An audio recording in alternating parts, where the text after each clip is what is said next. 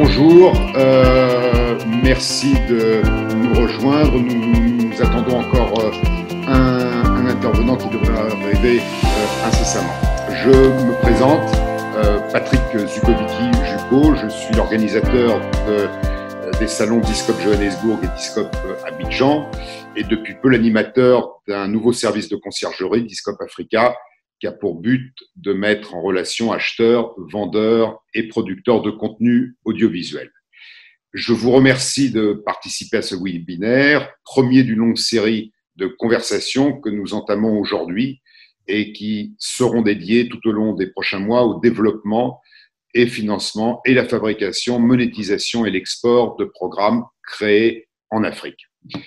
Dans un contexte propice à la diffusion d'œuvres audiovisuelles d'origine africaine, ce premier webinaire a pour thème le groupe Orange, un partenaire majeur pour la coproduction.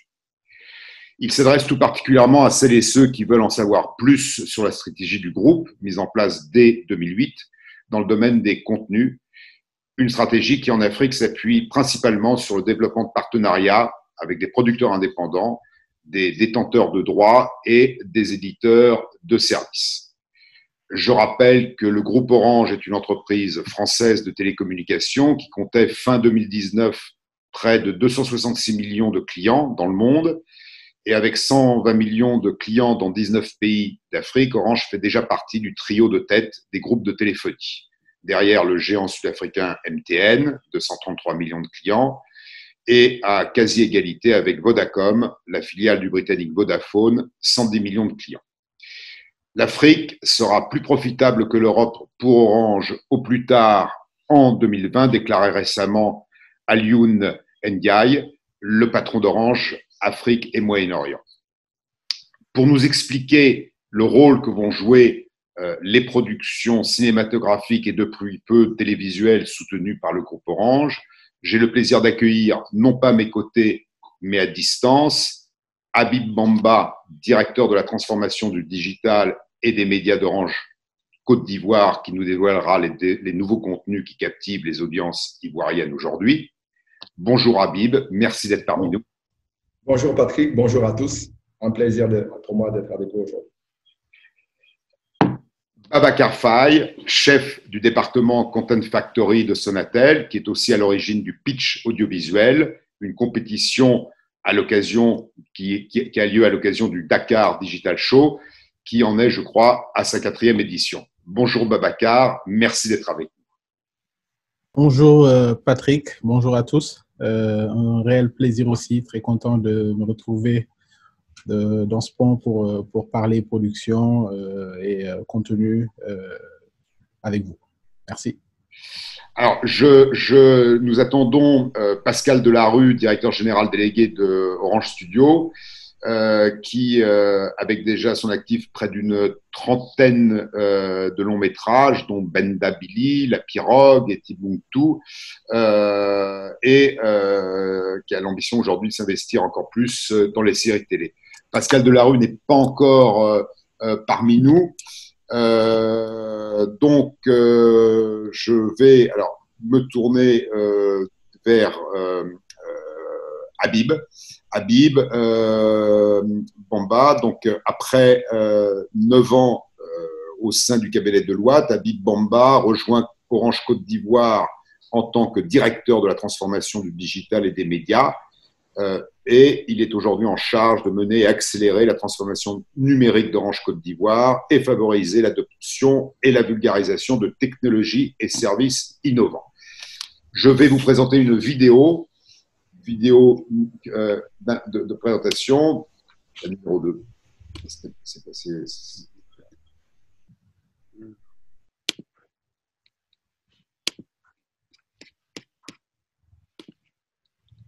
Juste pour info, Patrick, il y a un petit message peut-être qu'il faudrait que tu lises sur le chat.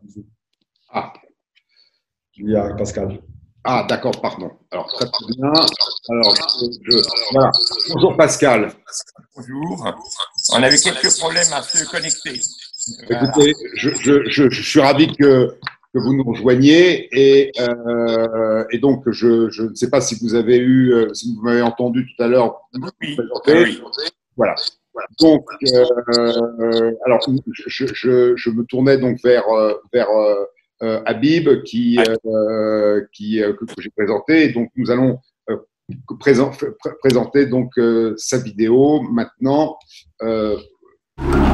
Bienvenue dans On s'éclate. Le monde. Non.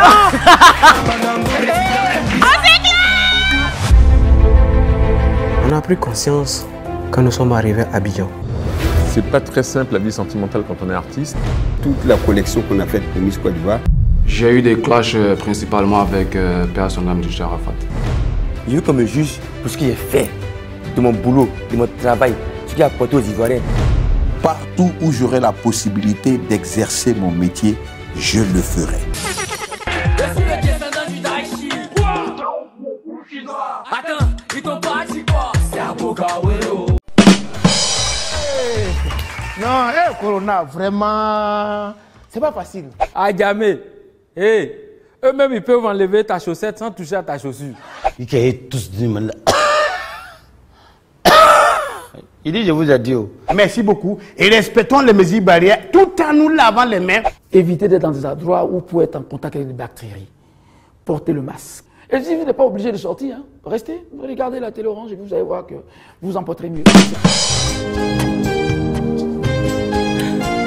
Ne me provoque pas. Casse-moi à la tête de l'entreprise. Vous prenez vos rêves pour des réalités, en plus de ça, vous voulez des cadeaux. Rien n'est facile dans cette vie. D'accord? Je vais t'aider à réaliser tes fantasmes à toi. T'amener du mouton que tu es à être le lion que tu devrais être. On a tenté de l'empoisonner. À quoi tu joues? Fous-moi le camp. Je m'excuse d'avoir essayé de te protéger comme cette sale petite domestique que tu ne peux faire. Ne vous permets pas de me parler comme ça. Tu vas faire quoi? Wow, on se calme, Miss Marple, on n'est pas dans un film. Je lui dis ça de mentir.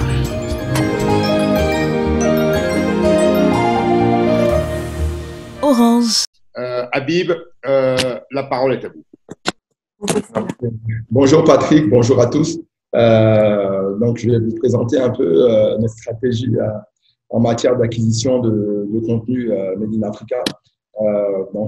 Aujourd'hui, Orange Côte d'Ivoire est un opérateur multiservice. Donc, comme vous connaissez, avec de la voix, de la data, de services financiers et maintenant également des contenus médias. Donc, nous avons lancé il y a 3 ans le produit TV d'Orange, qui donc est notre plateforme qui propose du contenu TV et vidéo. Donc, nous avons aussi bien une plateforme qui fonctionne aussi bien sur le fixe, donc avec notamment la fibre, et sur le mobile, là où nous avons notamment la grande majorité de nos clients. Donc, l'idée finalement, c'est d'offrir une plateforme qui permet d'avoir ces contenus médias et vidéos partout en tout temps. Et l'idée derrière, finalement, c'est d'avoir aussi bien des chaînes. Donc, nous avons aujourd'hui une 40aine de chaînes disponibles sur nos bouquets, donc aussi bien des chaînes internationales que des chaînes locales, et de la vidéo à la demande, ce qui crée de la particularité, puisque peut-être nous sommes l'un des rares acteurs à proposer finalement de la vidéo à la demande locale.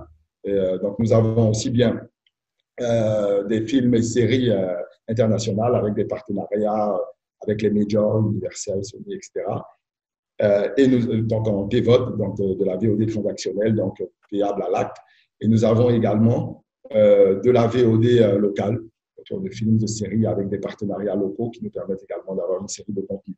Et dernier volet, nous avons également des services de SVOD sur lesquels je reviendrai. Donc notre véritable stratégie, c'est d'être un agrégateur, distributeur de contenu pour justement, en nous appuyant sur nos assets, donc la connectivité, le mobile, ces différents devices, et proposer donc toute une série de services à tous.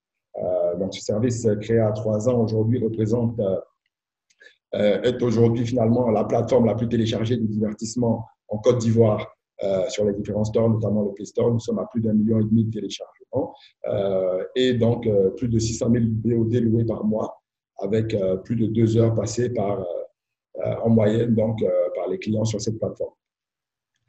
L'idée derrière finalement cette plateforme de contenu, donc comme je vous l'ai dit, on a aussi bien des contenus internationaux que des contenus locaux. On a tout de suite réalisé l'attrait particulier de toute cette clientèle-là pour les contenus locaux, les contenus près de chez eux qui leur ressemblent dans un environnement qui leur ressemble. Donc, derrière, nous avons tout de suite noué des partenariats avec des acteurs locaux. Nous sommes rapprochés de cela pour avoir finalement de plus en plus de contenus locaux.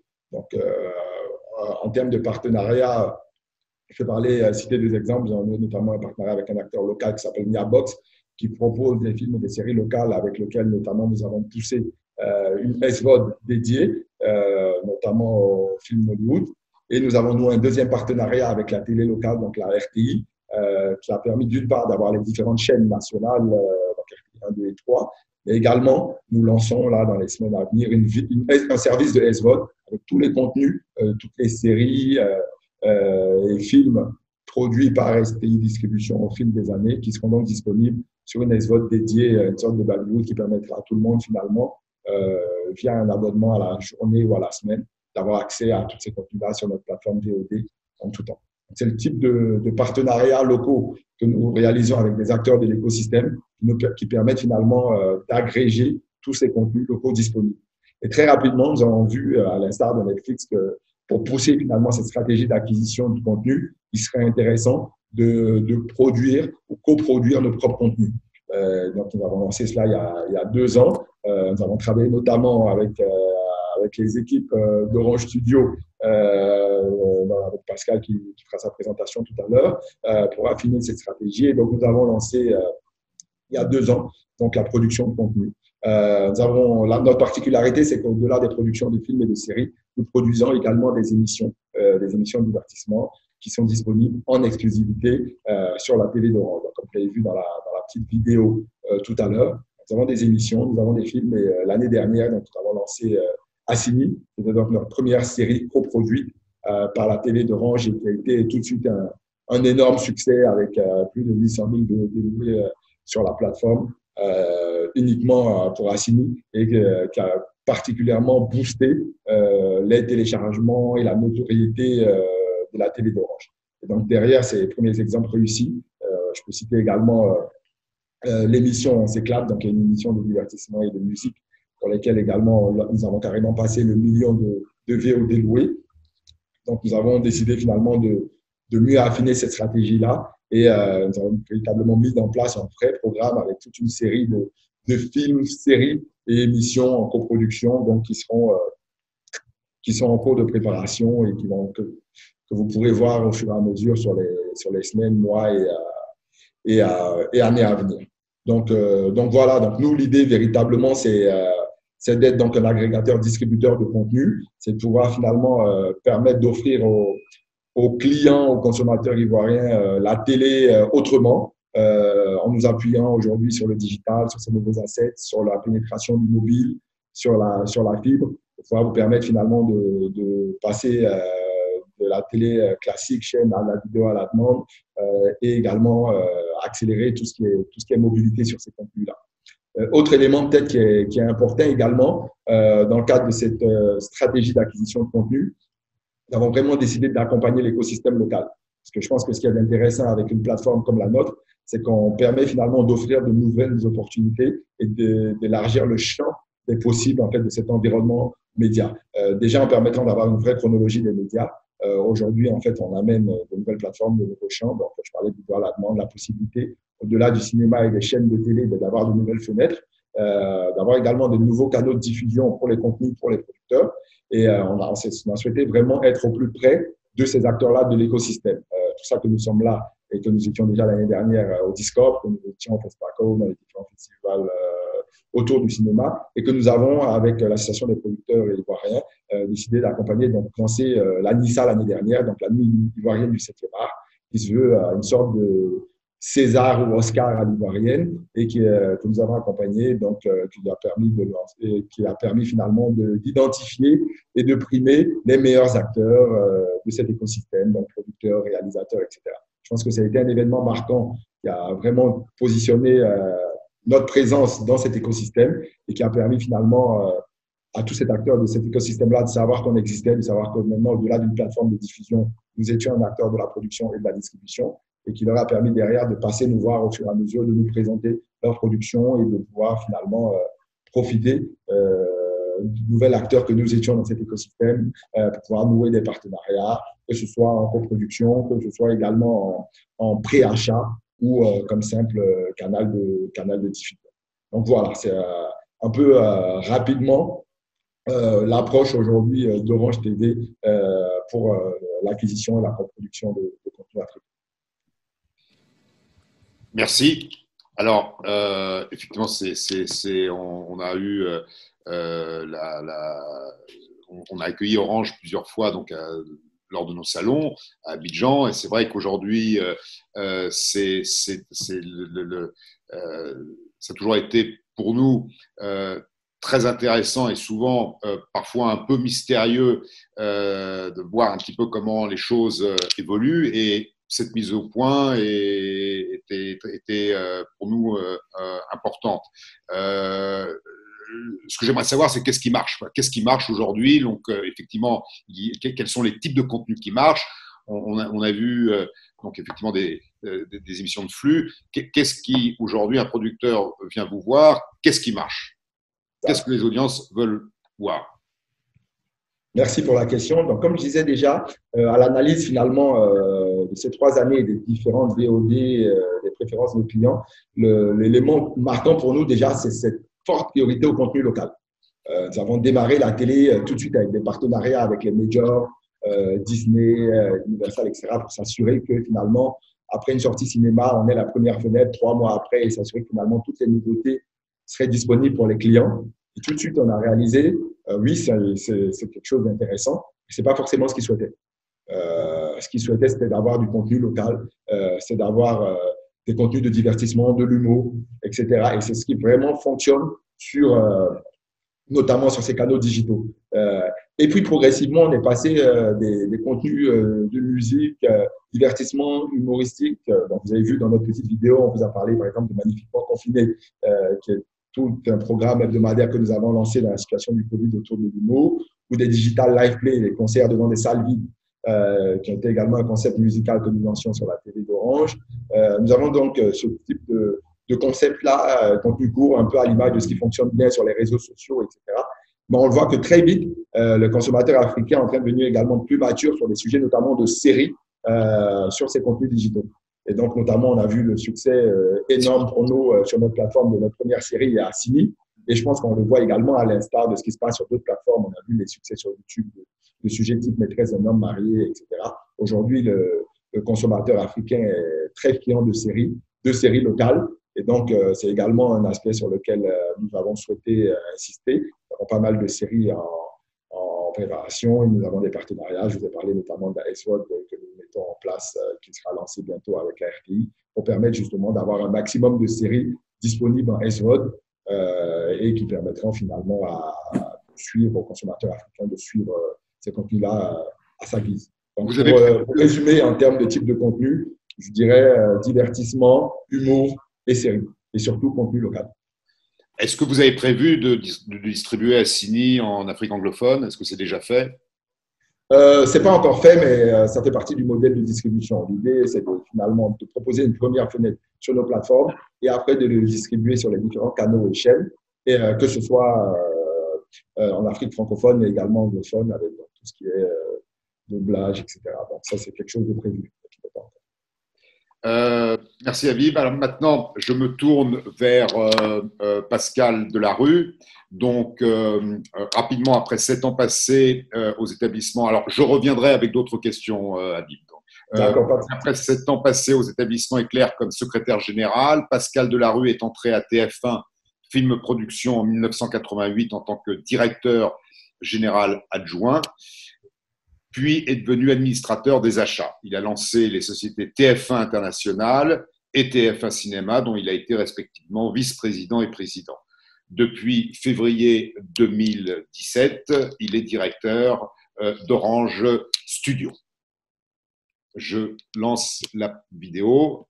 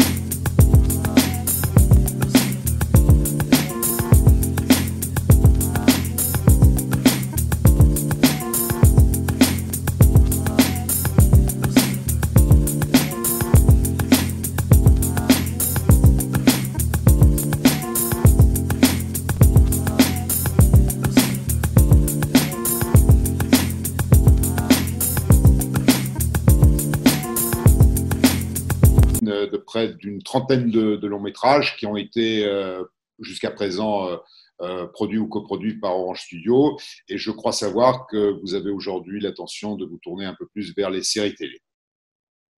Tout à fait. Alors, j'ai une petite rectification. Il y a eu une coquille. C'est pas depuis 2017, mais depuis 2007 qu'on a créé Orange Studio.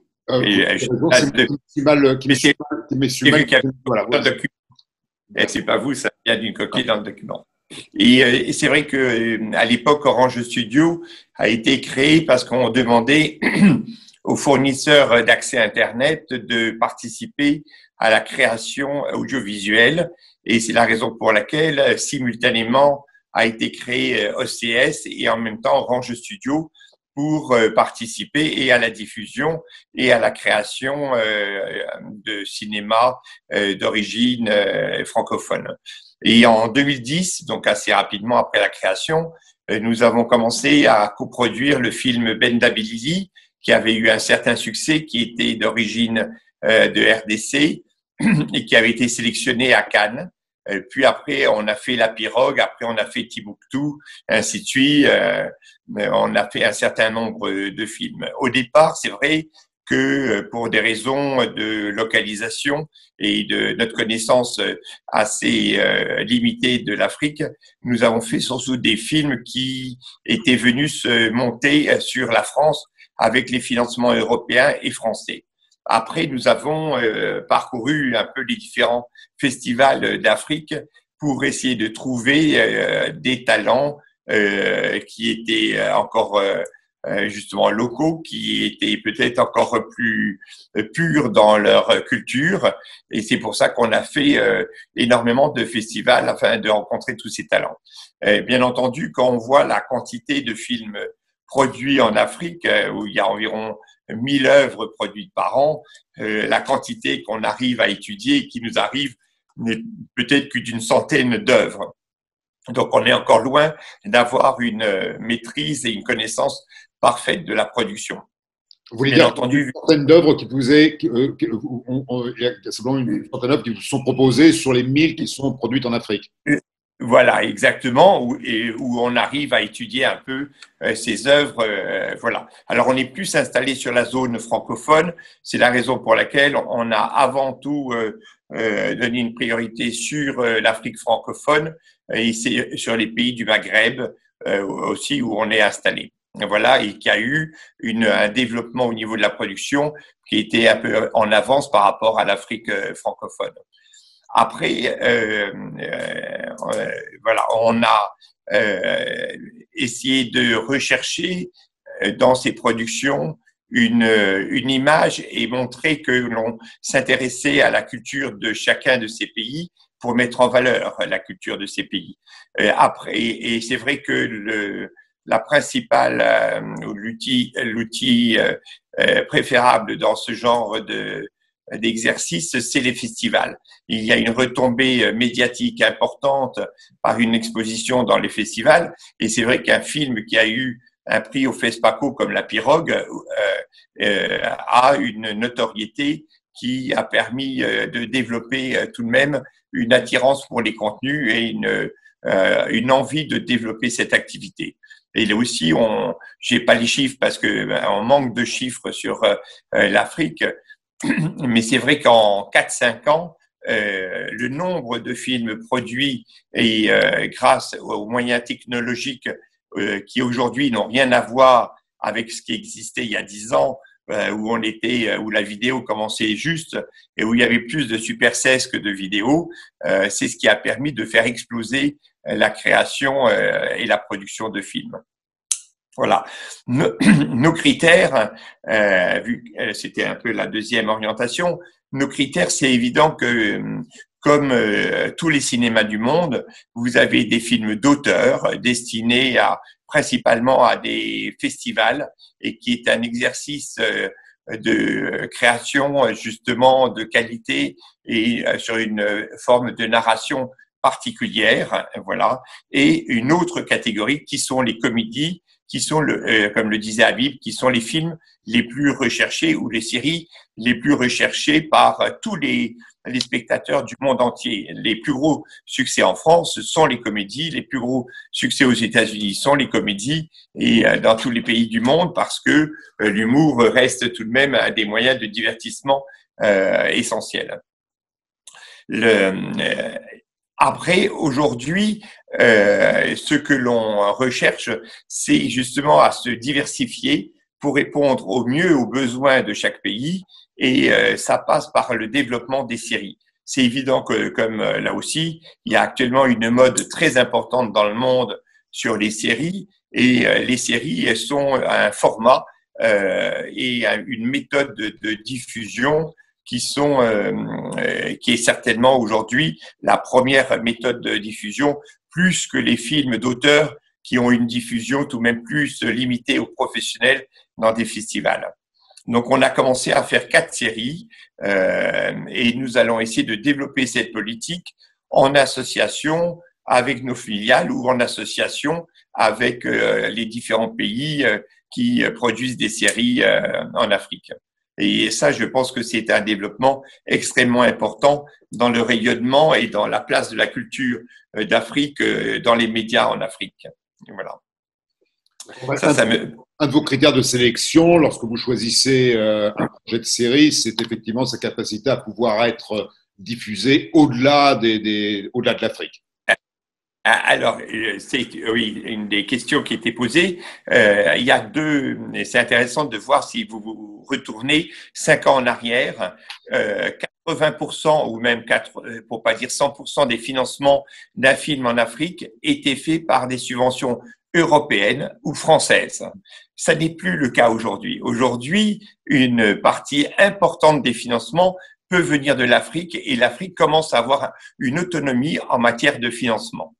Et ça, je pense que c'est extrêmement important dans les choix artistiques. C'est un grand changement et ça va avoir beaucoup de conséquences sur les choix artistiques, sur le développement des auteurs et des talents en Afrique, que ce soit les comédiens ou les réalisateurs. Au niveau de l'exportation, il s'agit d'un autre sujet. On a 2 difficultés.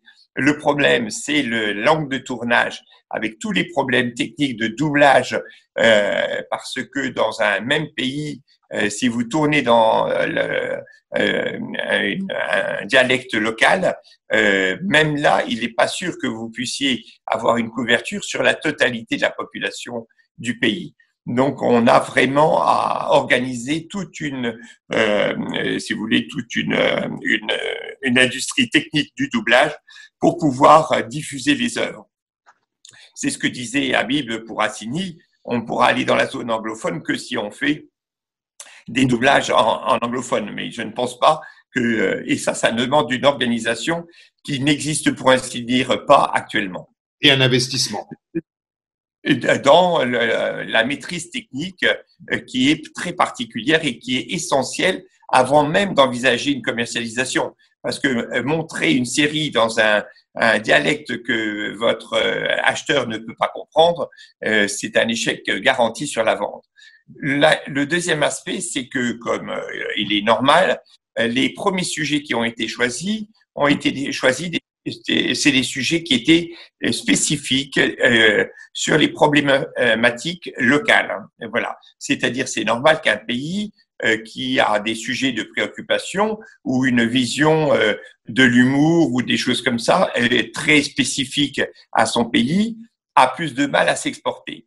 Donc, il n'est pas question de renoncer à la culture, mais dans la forme de traitement et dans le choix, c'est de trouver des choix qui sont locaux, mais qui ont une résonance internationale, si vous voulez. L'humour a une résonance internationale. Après, ça a été la force des Américains, si vous voulez, de pouvoir faire de la culture américaine une résonance qui peut être comprise par toutes les civilisations du monde entier.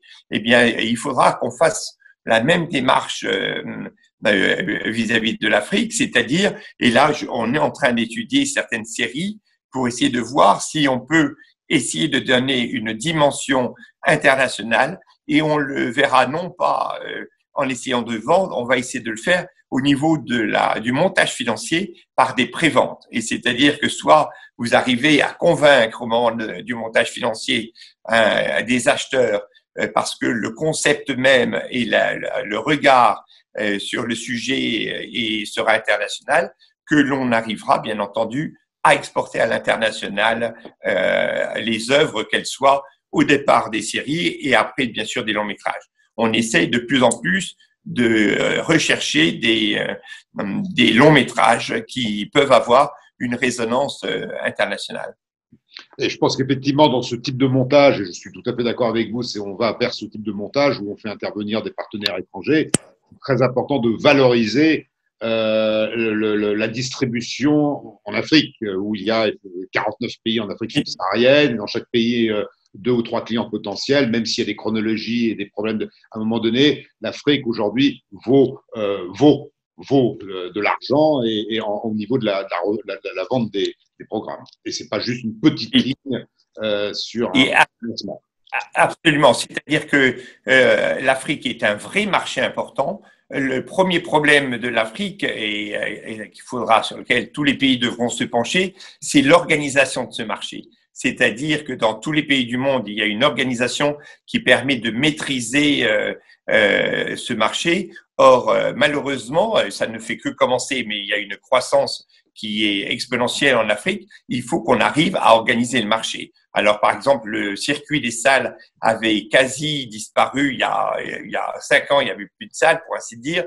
Et aujourd'hui, je crois qu'on en est déjà à 100 salles en fonctionnement sur l'Afrique, ce qui est un changement énorme. Sans compter celles qui sont au Nigeria, puisqu'il y a également des projets de construction de salles qui sont très importants.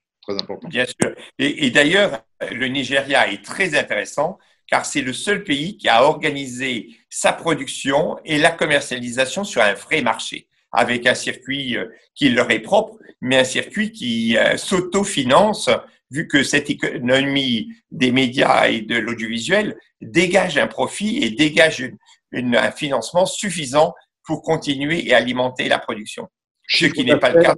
8 milliards de dollars, le chiffre d'affaires à l'intérieur du Nigeria. Et qui se recycle dans ce secteur. Voilà. Et donc, il faut qu'on arrive à le développer aussi sur les différents pays et qu'on s'organise justement pour faire des circuits qui permettent de maîtriser ces flux financiers. D'ailleurs, je vous remercie. J'avais 2 questions, vous y avez répondu déjà. Je vais revenir tout à l'heure avec d'autres questions. Je voudrais maintenant donner la parole à Babacar Faye. Et Babacar Faye a intégré Sonatel en 2006 en tant que développeur d'applications web et responsable qualité développement, ingénieur d'affaires chargé de développer les revenus sur les contenus et services à valeur ajoutée. En 2008, il participe à asseoir les bases de la relation avec les filiales du groupe Sonatel pour une exploitation du catalogue de contenus et des services à valeur ajoutée, notamment les jeux. Voilà. Donc, petite vidéo.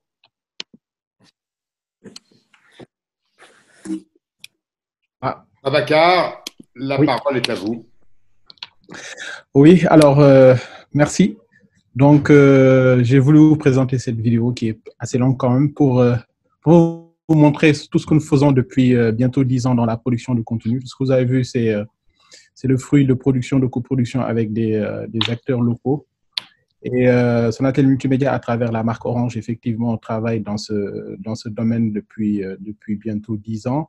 La TVO depuis 15 ans, avec la TV d'Orange, on va dire, depuis bientôt 15 ans, avec la VOD locative à l'acte depuis cette période-là. Et depuis, on va dire, bientôt, enfin, nous avons entamé la 2e année d'une offre SVOD sur le mobile qui s'appelle Wido, qui nous permet aussi d'atteindre le marché, en tout cas d'attaquer le marché mobile, de proposer un contenu, en tout cas un service mobile SVOD qui permet aux abonnés de pouvoir regarder ces exclusivités à travers leurs terminaux. Donc, c'est sur ce volet que nous travaillons. Aujourd'hui, nous tirons l'intérêt, en tout cas, nous notons l'intérêt qu'il y a dans le domaine de la production de contenu. Nous travaillons avec beaucoup d'entreprises locales dans ce domaine-là. Et toutes nos portes sont ouvertes, en tout cas à ceux qui sont ici, ceux qui sont dans la sous-région. Quand je parle local, je m'ouvre aussi aux pays qui sont autour du Sénégal et qui ont les mêmes sensibilités en termes de production de contenu, en tout cas en termes de contenu pour les proposer à leurs abonnés. Donc, on est dans ce domaine depuis plusieurs années et puis nous en tirons une certaine satisfaction avec les partenaires, même si parfois c'est assez difficile dans la réalisation, en tout cas dans le suivi, dans la mise en œuvre des projets. Mais nous participons aussi à la professionnalisation de ce secteur-là et nous en tirons très clair. Donc, en gros, c'est ça. Nous disposons aussi d'un catalogue de contenu vidéo que nous exploitons évidemment sur les 2 canaux que j'ai cités tout à l'heure, mais aussi sur la production de contenu. Nous essayons de travailler en partenariat avec les TV dans la diffusion. Donc, nous avons mis en place depuis un certain temps une chronologie de médias qui nous permet de rentabiliser les projets sur lesquels nous participons. On note aussi, je pense, toute une concurrence entre on va dire, c'est tout bénéfice pour les entreprises qui souhaitent financer ces projets-là, une certaine concurrence entre les maisons de production. Et ça permet de tirer en tout cas d'imaginer une certaine qualité vers en tout cas de tirer toutes ces entreprises vers la haute qualité, quoi. Donc ça nous booste, ça nous permet de les accompagner et de regarder leurs projets. Donc voilà, c'est dans la partie présentation, c'est ce que j'avais à dire. Donc Patrick. Alors moi j'ai une question spontanée. Parmi tous ces projets, je n'ai vu aucun projet d'animation. Est-ce que vous travaillez? Il y a aujourd'hui en Côte d'Ivoire et au Sénégal des producteurs de contenu d'animation que nous recevons et qui aujourd'hui distribuent partout en Afrique et même au-delà de l'Afrique, puisque l'un de ces producteurs, Africatoon, a reçu des prix récemment et vend ses contenus au-delà de l'Afrique. Pourquoi je n'ai pas vu de projet d'animation ou de séries animées? Est-ce que vous avez des projets en développement, des projets d'animation en développement? Oui, alors, à travers la marque Orange toujours, Sonatel Multimédia, je pense que vous l'avez dit dans l'introduction, dans votre pitch d'entrée, a organisé, je pense, 4 éditions de pitch avec le Dakar Digital Show. Et dans chacun de ces pitchs, il y a une catégorie animation qui est primée. Donc, ça fait déjà 4 projets que nous avons. Nous en avons déjà lancé, je pense, si je ne me trompe pas, 2. En tout cas, un et un autre qui est en phase de lancement. Enfin, ce qu'il faut noter, c'est qu'on a de très bons rapports avec les partenaires qui font de l'animation ici au Sénégal et même en Côte d'Ivoire, parce que nous envisageons de travailler notamment avec Africatoon. Et c'est des contenus qui sont assez rares en termes de production locale, mais qui sont très demandés aussi par les abonnés. Donc, pour exemple, on a eu Dakar Rapide, qui est une animation on va dire, de 13 épisodes de 3 minutes qui raconte les péripéties. Je ne sais pas si vous connaissez le car rapide, mais c'est le transport en commun le plus répandu ici au Sénégal. Les péripéties de ce bus à travers les rues de Dakar. Donc, bientôt, vous verrez des comptines bien de chez nous, qui vont chanter nos enfants. Nous sommes en train de finaliser un autre partenariat avec une jeune structure PANAF qui est installée au Sénégal, qui s'appelle Missal Créa Studio, avec des jeunes qui viennent de la sous-région, qui sont installés au Sénégal, mais avec de réels talents qu'on a vu, qu'on avait pitché lors du dernier Dakar Digital Show en 2019, en décembre 2019, mais qui ne demandent qu'à être accompagnés. Maintenant, il faut noter qu'il y a des difficultés rencontrées aussi dans ce secteur. C'est le coût élevé de la production par rapport au marché, déjà. Les longs délais de production aussi, parce que l'animation quand même demande à minima, en tout cas sur un certain format, au moins une année de réalisation. Il faut aussi noter l'accessibilité aux dernières technologies pour pouvoir faire ces animations-là, et la formation de ces jeunes, en tout cas de ces animateurs. Voilà, qui nécessite un éternel renouvellement pour être au top de ce qui se fait partout dans le monde. Donc, mais quand même, on note de beaux jours qui sont attendus dans ce secteur de l'animation, et nous sommes présents dans ce secteur-là. C'est vrai que dans la vidéo, il n'y a pas eu parce que j'ai essayé de ressortir ce qu'on a fait en dernier, mais Dakar Rapide, qui date de 2018, qu'on a lancé en début 2019 quand même, fait partie d'une de nos plus belles réussites sur la VOD. Je le confirme, effectivement. Vous avez parlé tout à l'heure de compétition entre sociétés de production. Est-ce que vous voyez par contre des accords de coproduction entre un producteur sénégalais, producteur ivoirien, qui viennent ensemble vous proposer un projet? Est-ce que vous voyez ce type d'accord se multiplier? Oui, enfin, totalement. Hein. Je pense qu'il y a certaines sensibilités, en tout cas la plupart des sensibilités que nous partageons avec les pays qui sont autour. Je pense qu'il y a des réussites qu'on a eues en Côte d'Ivoire et qui ont été aussi des réussites en lancement ici au Sénégal. Il y a des réussites au Sénégal qui l'ont été aussi en Côte d'Ivoire. Je pense à la dernière série de Marodi qui s'appelle Maîtresse d'un homme marié.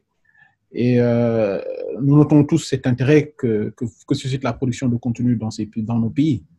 Maintenant,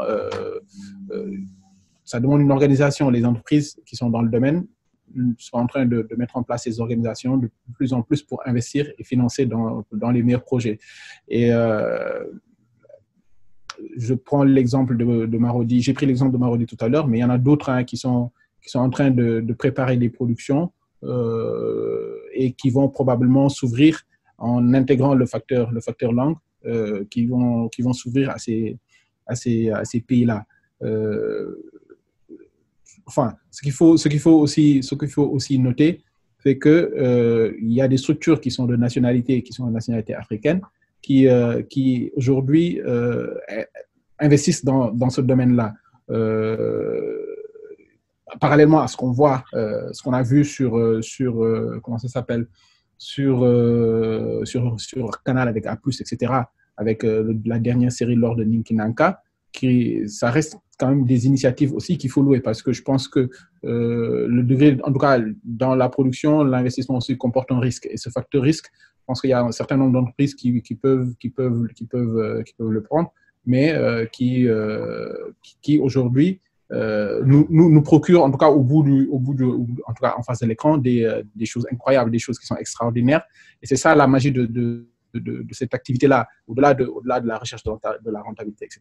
Il y a quand même au bout quelque chose qui est quand même apprécié par le public et qui donne de la satisfaction et parfois comment ça s'appelle, on va dire en tout cas qui donne de la satisfaction au-delà du nerf de la guerre, je veux dire, qui donne du plaisir aux gens qui sont derrière, et ça réconforte, en tout cas, ça réconforte tout le monde dans l'idée de continuer dans cette lancée.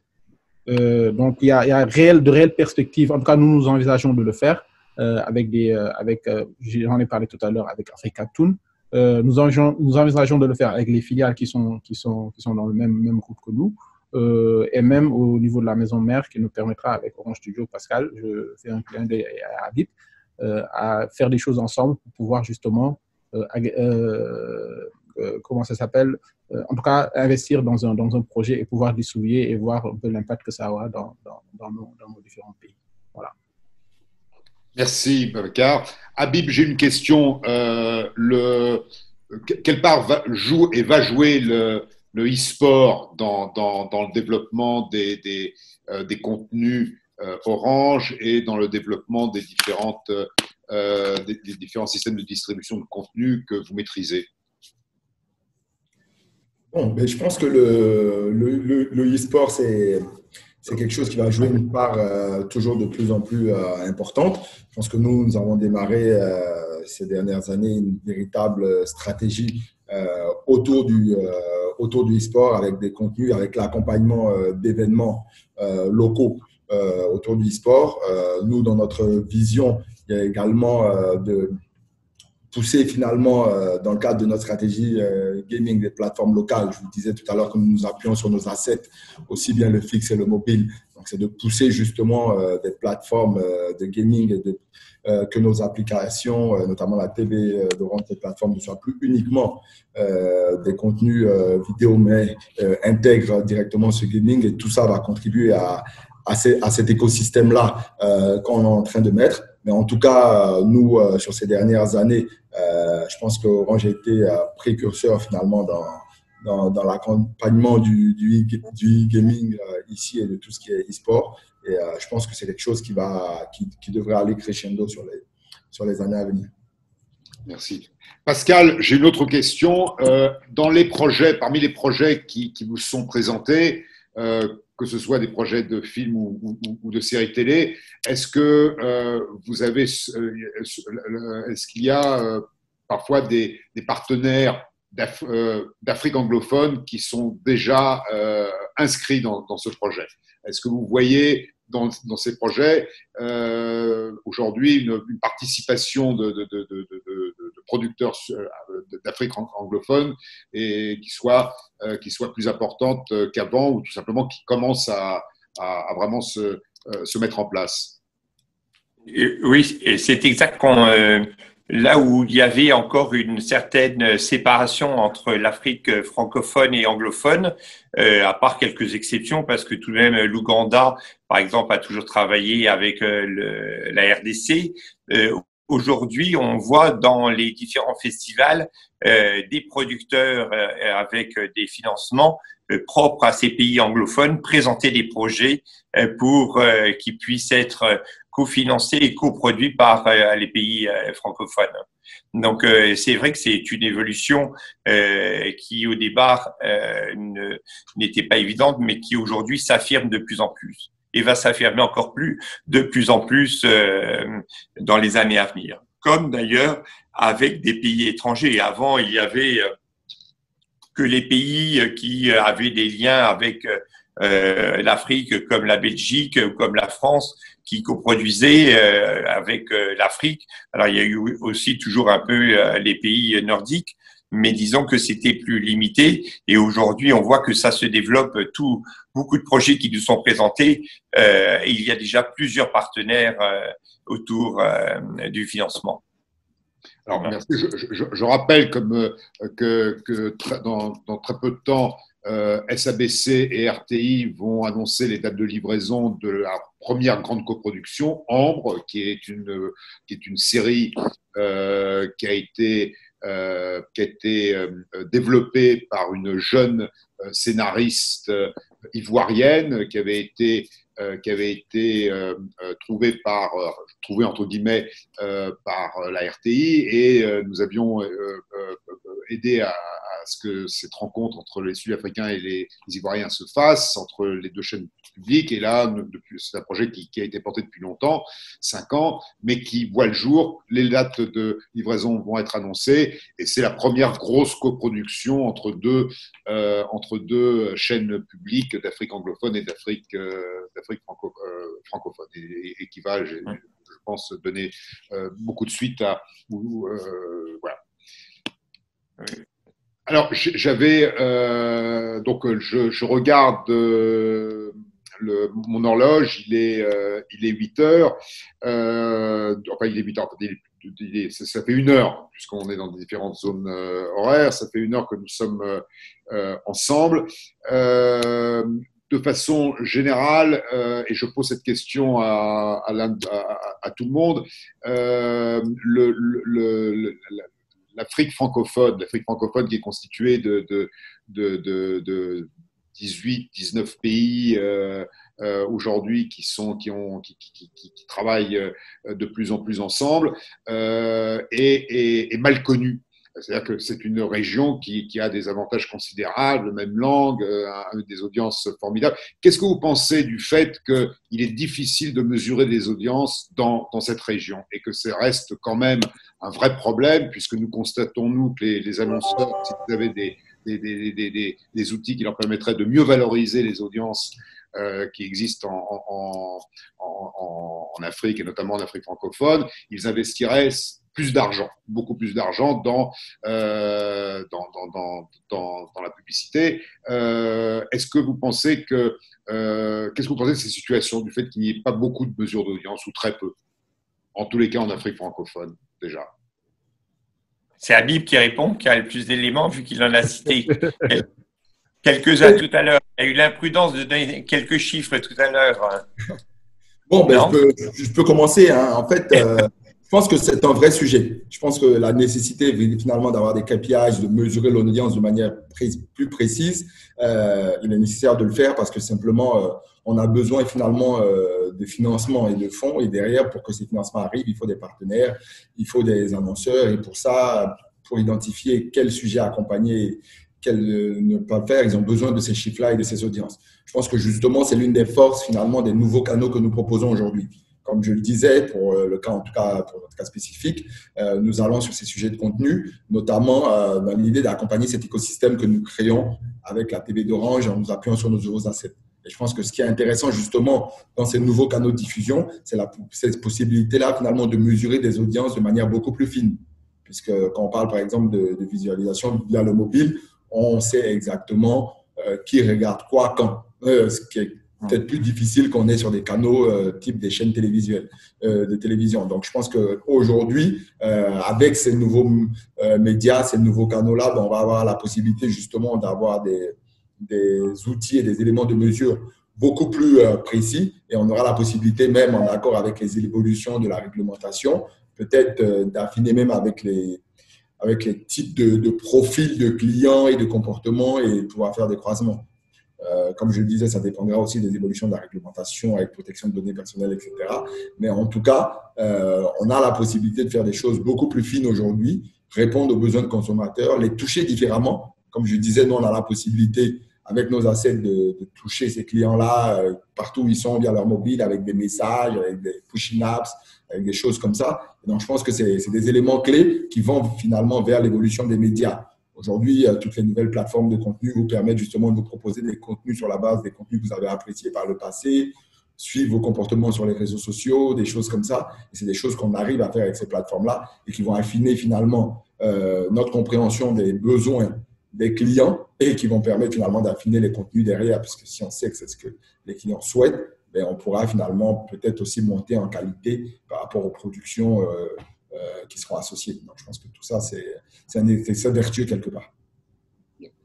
Alors, écoutez, avant de terminer, je voulais mettre ma casquette d'ISCOP et vous dire que nous travaillons avec l'OIF, nous aidons 18 projets, des projets qui sont portés par des producteurs remarquables, des producteurs d'Afrique francophone qui ont retenu l'attention de l'OIF, qui aujourd'hui ont des projets de films, de séries télé, de documentaires.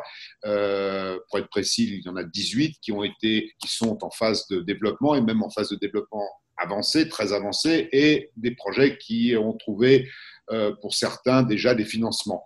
Ces projets qui sont donc, comme je vous le disais, présentés par des producteurs d'Afrique francophone, je vais vous les envoyer à chacun, ou en tous les cas, je pense que c'est important en tous les cas de les voir, de les soutenir. C'est un peu notre rôle, nous, de concierge, d'essayer de mettre en avant ces producteurs avec les personnes qui peuvent changer un petit peu leur vie et surtout ceux qui ont des projets concrets et dont on peut dire aujourd'hui, enfin dont on peut dire à leur lecture qu'ils ont une véritable chance de voir le jour. Et voilà, donc je me permettrai de vous les présenter. Pour conclure, ce que tout d'abord, je vous remercie infiniment. Nous allons mettre cette session en replay à partir de maintenant. Nous avons une quarantaine de participants, nous en avions une soixantaine d'inscrits. Cette vidéo, cette session va circuler, va susciter des questions que nous allons également vous faire parvenir suite à ce webinaire. Voilà, écoutez, en ce qui me concerne, encore une fois, merci beaucoup. Et puis, voilà, je considère que ce que vous faites, c'est formidable et qu'il y a évidemment une énergie, une créativité et puis un potentiel considérable. Voilà. Merci, à bientôt. Merci beaucoup. Merci Babacar, merci Habib et merci à tous nos participants qui nous ont rejoints pendant cette heure. Merci.